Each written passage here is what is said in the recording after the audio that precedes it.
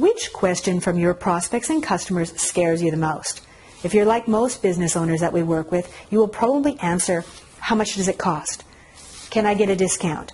Why should I choose you and not your competitor? Or can you provide a guarantee? While all of these are intimidating and sometimes difficult to overcome, they all have one positive thing in common. Your prospect is giving you a signal that she's interested in buying from you, but she needs for you to help her overcome her objection. She's already started to think about trying your product or service, but she's unsure about at least one aspect. And for that reason, you can take those questions as a sign that a sale is in fact still possible. However, the question that should frighten you more than any other, because it is by far the worst one that you can get from your audience, is, can I have some time to think about it?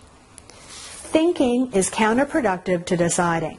Whenever you put your prospect into a position where they've gone into thinking, or the thinking part of their brain, you will not get a decision. Thinking takes place in one part of the brain, the neocortex, while deciding happens much more quickly and automatically in your older reptilian brain. Let's examine where you went wrong. The biggest part of your brain is the neocortex. It is the last thing that forms in the womb, and it lights up when we listen to music, look at colors, speak, read, and process numbers. If you ever hear people talking about the right versus the left brain, they are talking about the neocortex. In a nutshell, this part of your brain thinks. So when your customer says, I need to think about it, this part of the brain is firing up and looking for data. This uses up tons of her brain energy and prolongs the decision-making process. So if you want to drag out the process of getting your customer to decide or compete on price, you want to make sure that your customer has to use this part of her brain. Make sure you give your customer lots of big words, numbers, graphs, lists of features and benefits, and talk about your competitors and how you stack up next to them. And your customer will not decide. That is guaranteed. But she will do a whole lot of thinking and take up more of your valuable time and energy in the process.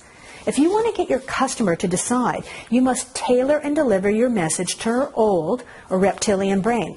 It lights up even before she has conscious awareness that she has made a decision. Now, while it is very true that this is the most primitive part of her brain, the good news is that it is very predictable. By understanding how this part of the brain works, you will never again bore and overwhelm your customers, and you will never again be lured into the trap of having your audience tell you that they need to think about it. So how are you going to do this? By understanding how this part of your customer's brain works, you can help her to use the least amount of mental energy in processing your messages, which means that she will make quicker decisions. It's important to remember that unlike the neocortex, the thinking part of her brain, this part of her brain is automatic. It does not think. It only decides and acts. It is always working and scanning her environment, looking for information of value to her survival. In order to avoid having your customers ask for time out to think about whether they need your product or service, you need to grab their attention up front quickly. Deliver your strongest claim first and show her how your solution is going to solve her primary source of pain.